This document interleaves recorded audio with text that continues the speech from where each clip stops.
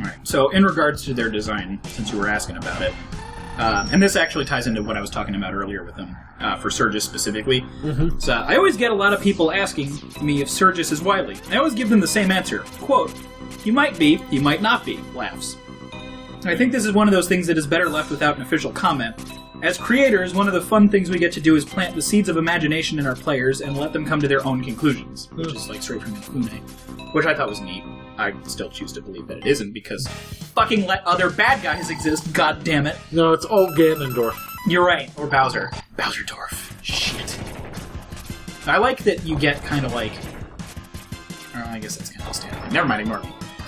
But more in line with what you were talking about and what we were talking about a little earlier with violence specifically. Mm-hmm. When figuring out the limits of the CX4, which is the chip that lets chop register, the wireframe The sword Master boss. Sword. Yeah, like all of the wireframe effects, basically. When we were figuring out the limits of the CX4, a female X-Hunter was removed from what were called the Four Guardians at the time. Violin also lost his second form. We just didn't have the resources to make all that happen. So... there were originally going to be the 4 X-Hunters, and Violin was going to have some other body, which isn't mentioned or pictured at all in the book, as far as I'm aware. They don't even have concept art of the battle bodies that they use. So, no info on that, unfortunately. Darn. I know. Oh, also, I guess while we're going through the refights, I'll pull some fun tidbits up. So this is, did I already do 2? This is the first one. This is the first one? Okay. So, all of the bosses have titles. So it's not just like Morph Moth, it's Fallen Angel from the Island of Dreams. I'm literally not making that up, it's right there. My god, that's beautiful. And it's seriously like, I'm pretty sure every boss has that. Except for X7. No, I think X7 has them too. Or there's one game where they don't have that in the art book. I want to say it's 7. Wouldn't surprise me. Meanwhile, Gator's gatoring. Nope, 7 has them. Maybe it was 4. Fanged heavy tank. Wheel gator. Kind of reminds me of, like, Ocarina of Time. Oh, yeah, the boss It's subtitles. like, yeah, exactly. I love that kind of thing. And then you just get to get it, and it's like, oh, fuck! It's on now! I'm happy with, my advancement of, like, air dodging those wheels, because normally I'm not that good at that. Also, I don't know if it doesn't... Yeah, well, there goes the Dragon Punch. I don't know if it does any difference in damage, but I'm pretty sure the spikes that he leaves in the walls here are cosmetically different than the ones he leaves in his own boss fight chamber. Probably. Like, it's more than likely, because it's different sprites for the walls, so they'd have to be different sprites here. Yeah. I mean, I think it's basically just an overlay, but either way. I'm pretty sure he lays into the walls pretty hard in this refight, too. Which I'm actually happy with. I like when he does more things, other than just like, I'm underground. Yeah. This is one of the few times where he's done like 3. Oh yeah, it's kind of a different sprite on the pipe, too. Yeah. The cracks are totally different. That's really cool. So I make a damaged version of this sprite. This is fun. Some pixels here. Okay. Wow, yeah, like he actually ruined one of my movements there. I like when bosses are cool! And like creative and do things with the environment. It's really, really neat. So why aren't you using his weakness weapon on him? Because it makes him go under the swamp shit more often. The oil blood. The oil blood swamp water. Evil bad. I want a drilling alligator crocodile. Like that's... I like that it's based on actual crocodile death rolls. Oh yeah. Or I'm assuming it is. Like, that makes the most sense to me. Now I'm just going to attach a drill to an alligator. Like the Dr. Evil sharks with lasers. Yeah, Just like a power drill taped to its head. No, I'm just going to duct tape a power drill to the underside of a small alligator and then just turn it on. That's adorable. Alright, so this is one of my least favorite boss fight rooms, or refight rooms to navigate. Yeah, It just seems like all of the jumps are, like, heavy and awkward. That's why I've developed the habit of trying to go top-down. That way, like, as it goes along, I have to do less and less. This is really unfortunate that they decided to bring back the refight stage. Because it really, like, slows down the entire pace of the game right at the end. Yeah, see, I really don't mind it that much. Yeah! I thought I got a couple with the Dragon Punch in this one. I'm always happy to do that with Overdrive Ostrich when he's in the air, because it's just like, I'm safe up here! Ah! So, that's cool. But yeah, I mean, I both do and don't like the refights.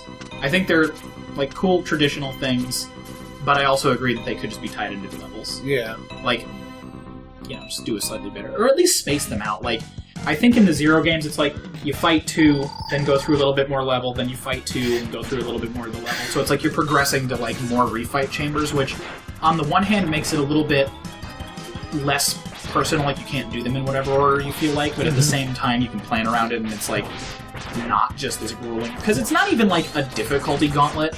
It never really feels that hard once you get the boss mechanics down. It's just like, let me do just like anything else. Yeah, it's just too much all at once. Yeah. And it's, again, not like a boss rush mode, because that's a different thing entirely. Like, that's fine. And I just want to say, just let me do platforming and shit, please, for the love of God. I don't want to fight 8 bosses all right here, right now. Little Forest Demon, Fire Sponge. You forgot the Ostrich's title. Oh, right. Swift Runner of the Sands, Overdrive Ostrich. Thank you. You're welcome. Thank you for reminding me. I love that when you beat him with his weakness weapon, it does the whole, like, samurai, you are already dead, cut in half thing. Where do his eyes go? They, like, dilate and close. I also think the little, connecting wires, so, like, you see, or maybe I'm thinking something else. It looks like, little individual components on him get cut, too, while that's happening, but it's hard to tell. I don't think it's his wires getting cut off, but I might be wrong about that. Alright, Book, who we got next? That's what I thought. Crystal Ball Magician, Crystal Snail. I want to grow up to be a crystal ball magician. Oh, this one actually has specific notes on it, too. If the player hits Snail with a specific weapon, his shell falls off. Snail will try to rush back into his shell, but that's not where it ends. One of the software guys said, "Trust me, it'll be funnier this way." Before I knew it, they made it so that X could body check the shell with a dash and send it flying. So we ended up with the most pathetic boss ever who will keep running around chasing his shell after it gets knocked off his back. I had tears streaming down my face. That's awesome! Pictured literally what I just talked about. We're happening right now. The most pathetic. I'm finally home! Ah! Hey, that's its whole order compared to Spark Mandrill. Yeah, but, okay, so Spark Mandrill is just, like, frozen in place. For Snail, he's actually like, come on! Like, actively animated doing that kind of thing. At least he's actually moving. I'm trying to find, like, other notes on bosses, because there's a few... Practicing your Hadouken. Ah, nice. Hadouken. Oh, yeah! Always real cool. He doesn't have any. He does have... Oh, that's actually a pretty rad one. Shredder of the Deeps. I don't know why it's multiple, but Shredder of the Deeps Bubble Crab. Which makes sense, because now... Oh, this is the thing that I was going to mention. So, Bubble Crab is a direct Bubble Man parallel. His ceiling is now lower, and there's instant kill spikes on the ceiling, just like the Bubble Man fight. In Mega Man 2. Mega Man 2? Mega Man X2. I'm disappointed that the boss titles aren't... There's, like, no alliteration in them. What do you mean? Like, Armored Arachnid, or... Oh, yeah. Some other example here that I can't remember. All I can remember is Goma. Shit. Well, not all of the ones in Zelda are alliterations. Like, one of them is just Subterranean Lava Dragon. Yeah, I guess you're right. I thought they were all alliteration, but... No. Never mind. It's all... Myth is just dumb. Crimson Assassin. He's mostly like purples and blues, but hey, still sounds neat. There's shades of red. Let's throw junk at him. Yeah, I'm gonna throw garbage at the fine-tuned machine to throw him off. I always process it that way. It's like, he's in the central computer and he's like really, like sleek and everything because he can teleport. And you're just like, I'm just gonna fuck you up with like garbage. Why? Or alternatively, X is tracking him by making him smell bad. But yeah, this one actually has some specific notes, too, that I can go over. I got the order from Inafune to come up with the names for the boss characters. In X1, the bosses were pretty common animals, like eagle and penguin, but in X2, they were a little bit more tweaked, and the English names were less common in Japan. I really got stuck on the centipede. I didn't think that kids in Japan would know the word centipede. After I puzzled over it for a while, Suda said, "What if we call him Hyakulegger since he has 100 legs?" It was settled in that instant when Inafune exclaimed, "That's it!" I think Hyakulegger's name was a real stroke of genius.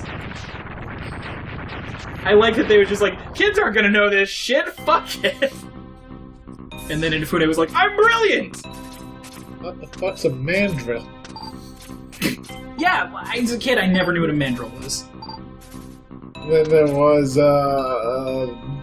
Beetle Dude from the first game.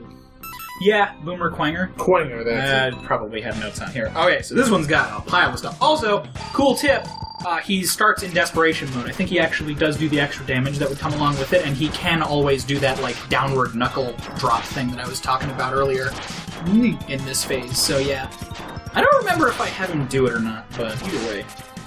So, the music for Stag's stage was quite popular among the team members, and when they found out that I wanted to cut it, I was verbally thrashed. As an interesting coincidence, X-Men for the Super Nintendo was also being developed at the same time as X2, and I heard that the main planner on that team tried to cut the music for Psylocke's stage, which was a team favorite, and was similarly scolded by their team. I guess we planners stick together and make the same mistakes. Why would you want to cut music? Well, I think it was like, I want a different track, and everyone's like, are you kidding? This is fucking metal. You're escaping from a volcano. Oh, hey, Sigma. Spoilers. It seems that... jeez. Yeah, no. So basically this is the thing that's happening. It's always Sigma. It's always going to be Sigma. It's never not going to be Sigma, which drives me nuts, but hey, you know, whatever works.